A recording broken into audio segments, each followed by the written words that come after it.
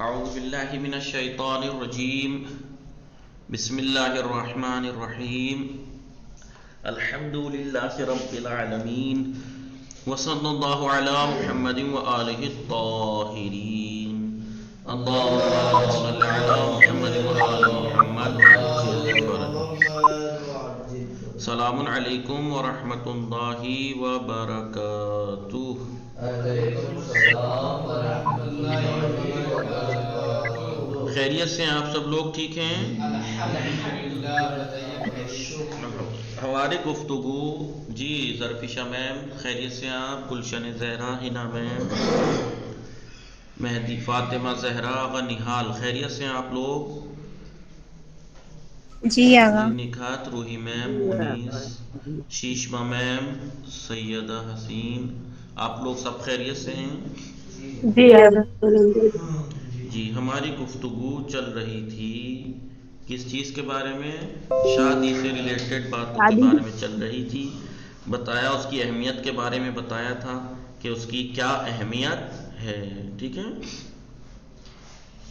آئیے وہیں پہ چل رہا تھا۔ اب جو بات چل رہی تھی وہ کیا بات چل رہی تھی؟ یہاں چل رہی تھی، یہاں سے چلتی ہے، کہاں سے؟ اس کی اہمیت کے بارے میں بتایا۔ آج جو بات ہونی ہے وہ شادی کے فائدے، شادی کے فائدے، ٹھیک ہے؟ شادی کے کیا فائدے ہیں اس کے بارے میں آج گفتگو۔ ابھی جو پیچھے روایات، ہلا دینے والی روایات، احادیث تھیں شادی کے بارے میں کہ شادی، جن روایات کو پڑھنے کے بعد یہ ظاہر گمان ہوتا ہے کہ اس کا مطلب شادی واجب ہے، شادی واجب ہے جی، لہذا اس لیے سنت مستحب مؤکد رکھا گیا ہے اس کو۔ مستحب جو نارمل مستحب ہے اس سے زیادہ تاکید ہے اس میں۔ آج شادی کے فوائد بیان کریں گے، کیا فائدے ہیں۔ آیات و روایات کی روشنی میں جو شادی کی اہمیت ہم نے جانی، جی آیات و روایات سے ہم نے شادی کی اہمیت جان لی، اس کے بعد ہم اس کے مفید فائدہ مند اثرات اور اس کے نتائج، اس کے اثر بیان کر رہے ہیں۔ علماء کرام نے آیات و روایات سے استفادہ کر کے، اس سے فائدہ حاصل کر کے اس کے کچھ فائدے ذکر کیے ہیں جن کی تفصیل یہاں بیان کی جا رہی ہے۔ نمبر 1، شادی کا سب سے پہلا فائدہ یہ ہے کہ اسی کی وجہ سے، شادی ہی کی وجہ سے انسان کی نسل باقی رہتی ہے۔ بھائی شادی ہی سے تو نسل باقی رہتی ہے اور بشریت کا سلسلہ جاری و ساری۔ اگر یہ شادی نہ ہوتی تو یہ اولاد نسل کہاں سے بڑھتی؟ جی خداوند عالم نے، جی خداوند عالم نے ہر مرد و عورت کے اندر جنسی خواہش ضرور رکھی ہے۔ جنسی یعنی فزیکل، وہ جو خواہش ہوتی ہے وہ ضرور ہر عورت کے اندر، ہر مرد کے اندر یہ رکھی ہے، یہ خواہش، یہ جنسی رجحانات اور یہ خواہش، تاکہ وہ اس کا جائز استعمال کر کے نسل کو آگے بڑھا سکے۔ جائز، اس خواہش کو، جو جنسی خواہش ہر انسان، ہر مرد اور عورت کے اندر رکھی ہے، اس کو جائز طرح سے اپنی شادی کر کے تب اس کو پورا کرے اور اپنی نسل کو آگے بڑھا سکے۔ چنانچہ ہر انسان، جی چاہے وہ مرد ہو چاہے عورت، اس کی یہ آرزو ضرور ہوتی ہے کہ اس کی گود بھی دولت اولاد سے آباد رہے۔ جی ہر انسان کی یہ خواہش ہوتی ہے کہ میرے بچہ ہو، جس سے اس کی آنکھوں کو ٹھنڈا کرو۔ دیکھیے اولاد کو کیا کہا گیا ہے؟ دل کا سکون اور آنکھوں کی ٹھنڈک کہا گیا ہے اولاد کو، تاکہ اس کی آنکھوں کو ٹھنڈک اور دل کو سکون حاصل ہو سکے۔ جیسے کہ قرآن مجید میں یہ دعا موجود ہے، قرآن میں دعا ہے کسی نبی کے ذریعے سے، بسم اللہ الرحمن الرحیم، ربنا ہب لنا من ازواجنا وذریاتنا قرۃ اعین۔ جی وہ دعا کر، خدایا ہمیں ہب لنا، ہمیں ہبہ کر، ہبہ کر یعنی عطا کر، گفٹ دے ہمیں، من ازواجنا ہماری ازواج، وذریاتنا جی ہماری بیویوں اور ہماری اولاد کی طرف سے آنکھوں کی ٹھنڈک ہمیں عطا فرما۔ اس کا مطلب بیوی اور اولاد آنکھوں کی ٹھنڈک ہوتی ہیں، جی آنکھوں کو سکون ملتا ہے، دل کو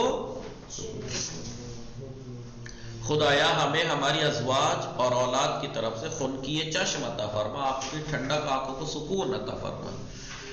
اسی طرح شادی کے بعد انسان کے اندر اولاد کی رغبت بھی رکھی گئی، اولاد کی، کہ بھئی وہ اولاد چاہتے ہیں، اور اپنی نسل کی حفاظت کی وہ خواہش ان کے اندر اور زیادہ ہو جاتی ہے، وہ اپنے نسل کی حفاظت کریں، انہیں دنیا میں لائیں. جیسا کہ قرآن مجید نے جناب زکریا کی اس تمنا کو ان الفاظ میں بیان کیا. جناب زکریا نبی نے تمنا کی تھی، وہ زکریا، اور جناب زکریا کو یاد کرو، اس نادا، جب انہوں نے ندا دی یعنی اللہ کو پکارا، اس نادا ربہ، جب انہوں نے اپنے رب کو پکارا، کیا کہا کہ پکارا؟ رب لا تذرنی فردا، پروردگارا مجھے اکیلا مت چھوڑ دینا، پروردگارا لا تذرنی فردا، مجھے اکیلا نہ چھوڑ دینا، وانت خیر الوارثین، تو تمام وارثوں سے بہتر وارث ہے، یعنی مجھے اکیلا مت چھوڑ دینا، میری نسل کو باقی رکھنا، میری اولاد مجھے دینا.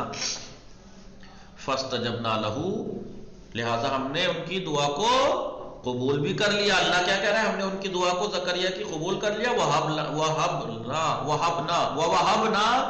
لَهُ، اور ہم نے ان کو ہبہ کیا، تحفہ دیا، یحییٰ، جناب یحییٰ کی شکل میں، ہم نے انہیں جناب یحییٰ جیسا فرزند عطا کیا. اور زکریا کو یاد کرو کہ جب انہوں نے اپنے رب کو پکارا کہ پروردگارا مجھے اکیلا نہ چھوڑ دینا، کہ تو تمام وارثوں سے بہتر وارث ہے، پروردگارا میرے لیے وارث بنانا نہیں ہے، تو ہم نے ان کی دعا کو قبول بھی کر لیا اور انہیں یحییٰ جیسا فرزند عطا کیا. اسی تمنا اور آرزو کی تفصیل سورہ مریم میں اس طرح بیان کی گئی. یہی تمنا جناب زکریا کی یہاں بیان کی گئی. ذکر رحمت ربک عبدہ زکریا اذ نادى ربہ نداء خفیا قال رب انی وہن العظم منی واشتعل الراس. جی ذکر رحمت رب کا کیا ہے؟ کیا پروردگار میری ہڈیاں کہاں سے؟ ٹھیک ہے، ذکر رحمت رب کا عبدہ زکریا، اللہ کے بندے زکریا کا اپنے رب کو ذکر کرنا. جی اذ نادا ربہ، جب انہوں نے اپنے رب کو پکارا، نداء خفیہ، ہلکی آواز میں یعنی دل سے. جی قال، اور کہا، رب میرے پروردگار، انی بے شک، وہن العظم منی، میری ہڈیاں کمزور ہو گئی ہیں، میں بوڑھا ہو گیا ہوں. انی وہن العظم منی، میری ہڈیاں کمزور ہو گئی ہیں. واشتعل الراس شیبا، میرے بال سفید ہو گئے ہیں. ولم اکن بدعائک رب شقیا. جی یعنی کیا کہہ رہے ہیں؟ میرا سر بڑھاپے سے بھڑک اٹھا ہے، یعنی سفید ہو گئے ہیں، اور میں تجھے پکارنے سے محروم نہیں رہا ہوں، اور مجھے اپنے بعد اپنے خاندان والوں، وَإِنِّي خِفْتُ الْمَوَالِيَ مِنْ وَرَائِي، میں اپنے بعد والے آنے والی نسل کے بارے میں خوف زدہ ہوں. وَكَانَتْ امْرَأَتِي عَاقِرًا، میری عورت بھی بوڑھی ہو گئی ہیں، میری زوجہ بھی اب بوڑھی ہو چلی ہے، لیکن اولاد نہیں ہے، نسل نہیں ہے. فَهَبْ لِي مِن لَدُنْكَ وَلِيًّا، پروردگار اپنے پاس سے مجھے ولی عطا فرما. تو آپ جانتی ہیں جناب زکریا اور ان کی جی جب بڑھاپے کی طرف ہو گئے تھے تب عطا کیا تھا اولاد. یا خود جناب ابراہیم کے بارے میں ہے نہیں ہے، آپ 99 سال کے ہو گئے تھے، اولاد نہیں تھی، آپ دعائیں کرتے تھے. جب آپ کو بشارت دی گئی، آپ نے شاید زوجہ کو بتایا تو کیا کہا تھا کہ یہ کیسی بات ہے، میں تو بوڑھی ہو گئی ہوں، یا میں بوڑھا ہو گیا ہوں. اب کیونکہ جب امید تھوڑی ہوتی ہے اس عمر میں، پھر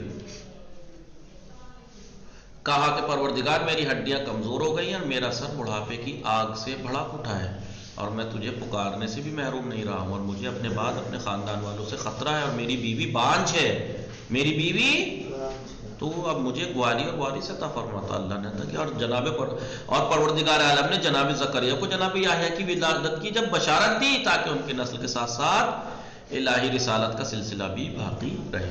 لہٰذا ایک سب سے اہم فائدہ شادی کا کیا ہے؟ نسل انسانی. پہلی بات تو انسان کے اندر جو فطرتاً عورت اور مرد کے اندر جو خواہش رکھی ہے جنسی، وہ پوری ہوتی ہے جائز طریقے سے، اور نسل انسانی باقی رہتی ہے. دوسرا فائدہ کیا ہے؟ شادی سے انسان کے اندر حیا اور عفت اور تقوی کا پہلو مضبوط ہو جاتا ہے.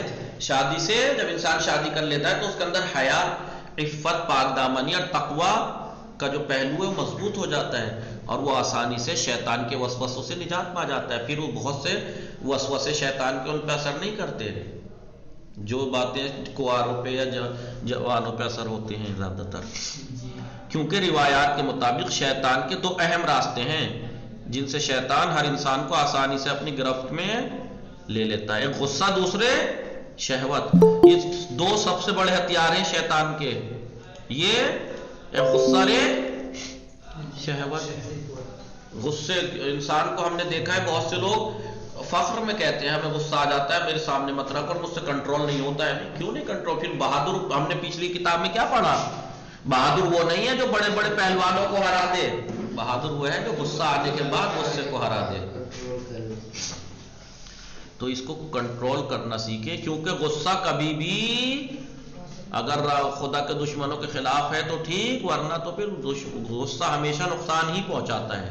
غصہ ہمیشہ، غصے میں لیے ہوئے فیصلے ہمیشہ پچھتانا پڑتا ہے۔ غصے میں کیا ہوا کوئی بھی کام، کوئی ایسا نہیں جو یہ کہے کہ میں نہیں پچھتایا تھا غصے میں کچھ حرکت کرنے کے بعد، چاہے وہ بدلہ ہی لے اپنا، کسی نے اس پہ کچھ غلط کیا، غصے میں بھڑک کے اس سے بدلہ ہی لے لے، بعد میں پچھتائے گا یار مجھے معاف کر دینا چاہیے تھا، میں نے کچھ زیادہ ہی کر دیا، یہ تو پچھتاتا ہے انسان۔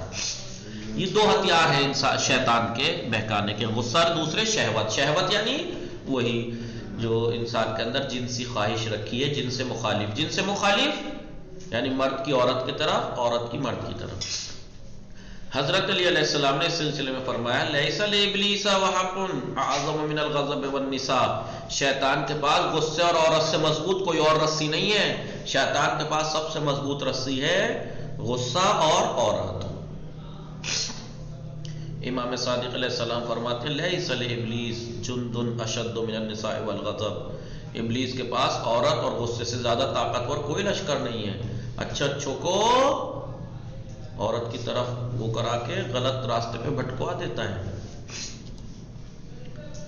اگر ہم ان دونوں طاقتوں کو یعنی غصہ اور شہوت کا موازنہ کریں، ایک دوسرے سے کمپیئر کریں، تو وہاں بھی شہوت کی طاقت زیادہ دکھائی دے گی۔ غصہ پھر انسان ایک ٹائم کو جلدی کنٹرول کر لیتے ہیں، بہت سے سب کچھ کر لیتے ہیں، لیکن جب یہ معاملہ آتا ہے تو پھر آپ جانتے ہیں جی۔ وعلیکم السلام، اس بات میں خیریت سے آپ ٹھیک ہیں؟ لہذا اس میں بھی یہ والا ہتھیار شیطان کا، شہوت کا بہت زیادہ دکھائی دے گا آپ کو، جس کی وجہ یہ ہے، وجہ کیا ہے؟ شہوت اور یہ جنسی خواہش جو ہے وہ ہر انسان کے اندر کسی نہ کسی مقدار میں ضرور پائی جاتی ہے، اور اس کی تسکین کے ذرائع بھی موجود ہیں۔ اب ہر انسان کے اندر یہ موجود ہے، اور زمانے نے یہ چیزیں کتنی آسان کر دی آپ خود ہی جان رہے ہیں۔ زمانے نے، پہلے زمانے میں شاید اتنی نہ ہو یہ، لیکن اب تو فیس بک اور انسٹاگرام ننگا بازار کھلا ہوا ہے بالکل جی۔ اب یہ جنسی خواہش کو کہیں نہ کہیں، ٹھیک ہے فزیکل نہیں مل رہا تو آدمی جو ہے وہ ان میں لگا پڑا ہے، تو یہ سب سے جس کے ذریعے موجود ہیں، آسانی سے دستیاب ہے، اس لیے اس کے لیے سب سے طاقتور ہتھیار یہی ہے شہوت۔ اس کے وسائل اور ذرائع بھی موجود ہیں، موبائل نے اور زیادہ کام آسان کر دیا ہے، لیکن غصے کا اظہار ہر ایک کے لیے ممکن نہیں ہو پاتا ہے۔ اب ظاہر سی بات ہے، غصہ مجھے آئے اور جس پہ آ رہا ہے مجھ سے طاقتور ہو تو میں تو ویسے بھی ہٹ پھر کے پینا ہی پڑے گا، میری مجبوری ہے، ورنہ پیٹوں گا میں، لگ کے بھی کوئی فائدہ نہیں، اپنا ہی نقصان ہوگا۔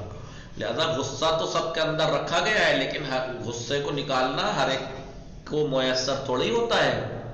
اب بیچاری عورت کو غصہ آ کے بھی رہ جاتا ہے، وہ کیا کر لے گی؟ شوہر اگر بدتمیز ہے تو اس کو غصہ نکالنے کا تو کچھ ہے نہیں، تو لہذا یا بچے ہیں غصہ آ جاتا ہے یا کچھ ہو جاتا ہے تو کس پہ غصہ نکالے، کیا کرے؟ لیکن شہوت ایسا ہتھیار ہے شیطان کا کہ اس کے ذریعے ہر جگہ موجود ہیں، ہر جگہ، لیکن غصے کا اظہار ہر ایک کے لیے ممکن نہیں ہو پاتا ہے۔ نہ جانے کتنے لوگ ایسے بھی ہیں جنہیں کبھی غصہ آتا ہی نہیں، مگر ان کے یہاں جنسی شہوت پائی جاتی ہے، جس کا مطلب یہ ہے کہ شہوت ہی شیطان کا سب سے بڑا ہتھ کنڈا ہے، جس سے وہ لوگوں کو گمراہ کرتا ہے۔ اسی لیے آپ نے سنا ہوگا غلط کام، یہ جو گناہ ہے، کنوارے اور شادی شدہ میں بہت فرق ہے۔ اسی لیے کہا گیا ہے کہ اگر کنواری لڑکی یا لڑکا اگر خدا نخواستہ غلط کام کرتے ہیں تو ان کی سزا کیا ہے؟ 80 ایسی کوڑے ہیں کچھ، لیکن اگر شادی شدہ عورت کر لے تو اس پہ تو پتھراؤ ہے جب تک مر نہ جائے، یا جلایا جائے یا پہاڑ سے پھینکا، یا کیا تھا وہ، یا ایسی موت ہے اس کی سزا جی، وہ بھی خطرناک والی۔ کیوں ایسا کیوں؟ کیوں آپ بتائیے کیوں ایسا؟ آپ کی نگاہ میں کیا ہے، آپ کی رائے میں ایسا کیوں ان کا زیادہ سخت کیوں سزا؟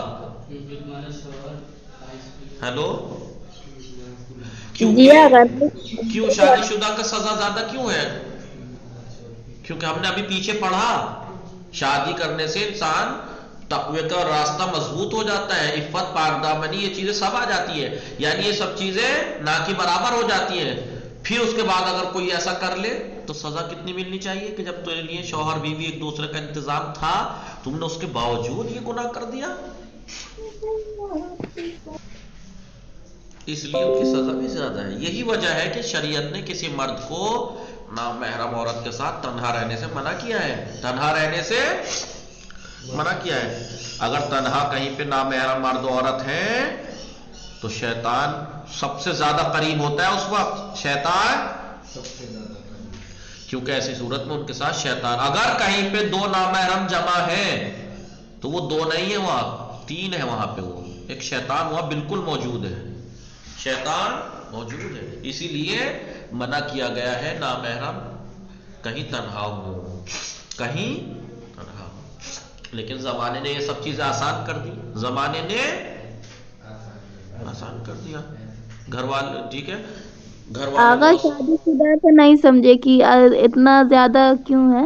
ابھی آپ نے نہیں پڑھا شادی ہونے کے بعد جو یہ جنسی خواہش ہے تو اس کو پورا کرنے کے لیے شوہر بیوی ہے نا، اور جب شادی کر لیتا ہے انسان تو اس کا جو عفت، پاک دامنی اور تقوی مضبوط ہو جاتا ہے۔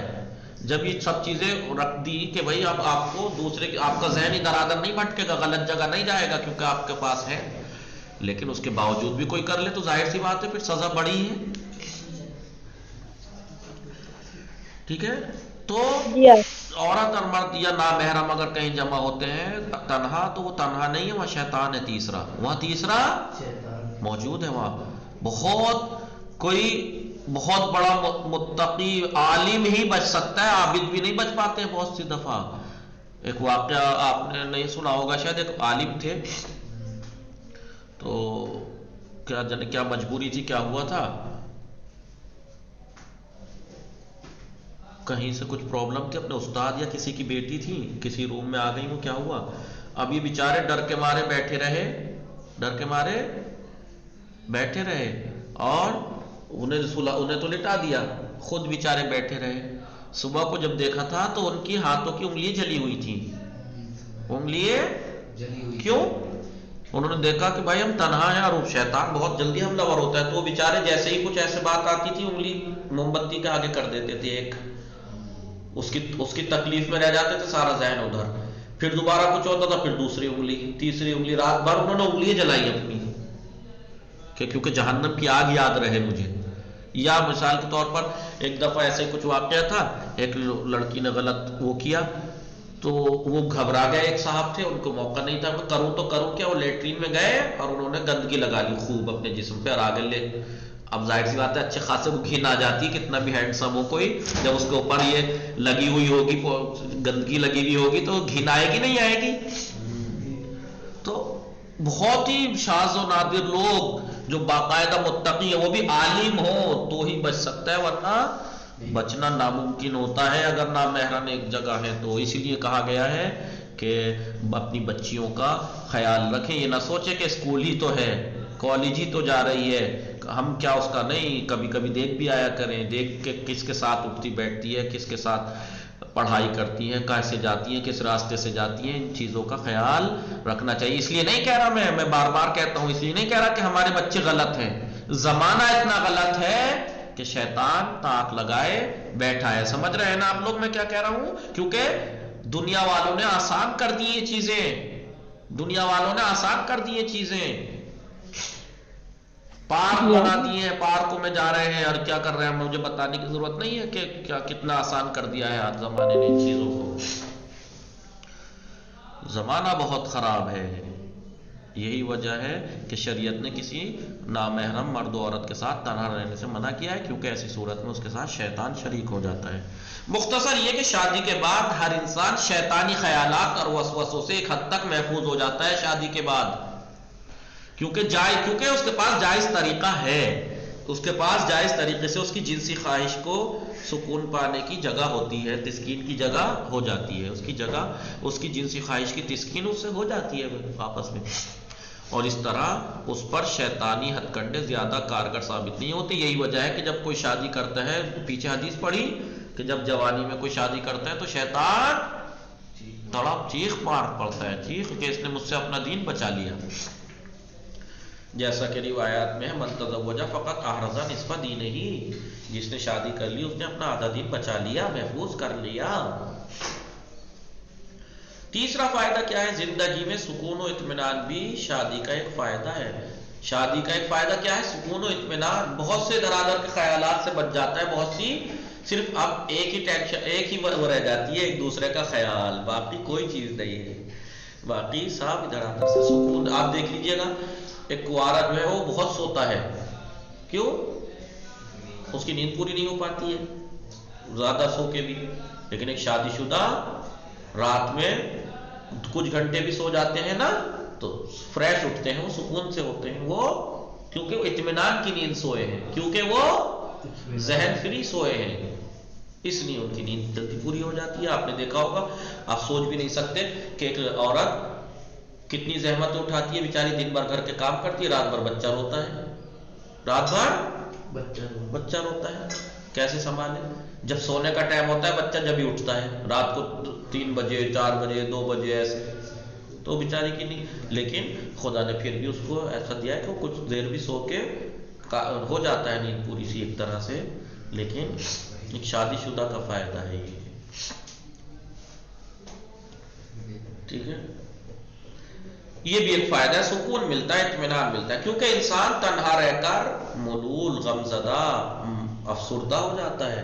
افسردگی دور کرنے کے لیے ہم کسی ہم نشین کی اسے ضرورت ہوتی ہے، ساتھی کی ضرورت ہوتی ہے جو ہر وقت اس کا غمخوار بن سکے، جس سے وہ اپنی ٹینشن بتا سکے، اب اس کا اپنا غم بانٹ سکے، اپنی خوشی شیئر کر سکے ایک دوسرے سے، کیونکہ جو میاں بیوی کے لیے اور جو بیوی میاں کے لیے ہو سکتی ہے کوئی نہیں ہو سکتا، اور شادی کے ذریعے اس کی یہ ضرورت بآسانی پوری ہو جاتی ہے، اور انسان درد، تنہائی اور احساس غربت جیسی مشکلات پر قابو پا لیتا ہے۔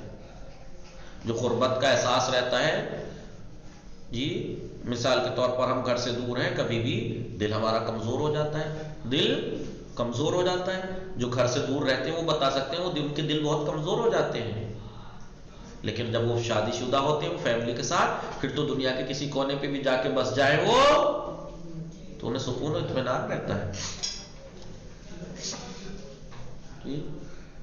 کیونکہ چاہے مرد ہو یا عورت، ان میں سے ہر ایک کو ایسا شریک حیات مل جاتا ہے جو اس کے حزن و ملال، اس کے غم، اس کی ٹینشن اور اس کی خوشیوں میں شریک ہو کر اس کی زندگی کا بوجھ ہلکا کر سکے۔ اور جیسا کہ ہم نے درس کے شروع میں یہ آیہ کریمہ کا تذکرہ کیا ہے، کیا تھی آیات؟ فَبِمَا رَحْمَةٍ مِّن رَّبِّكَ، کیا نہیں وہ کیا تھا وہ؟ وَمِنْ آيَاتِهِ أَنْ خَلَقَ لَكُم مِّنْ أَنفُسِكُمْ ازواجا لتسکنوا الیہا، اور تمہیں میں سے ہم نے جی تمہارے جوڑے خلق کیے تاکہ تم ان سے سکون حاصل کر سکو، بیویوں سے، جس میں خدا نے شادی کو اپنی نشان آمین ومن آیاتہ، اللہ کی نشانیوں میں سے ہے، تو شادی کو اللہ نے اپنی نشانیوں میں سے قرار دیا ہے، کیونکہ شادی کے ساتھ شوہر اور بیوی کے درمیان بے پناہ قربت و محبت پیدا ہو جاتی ہے۔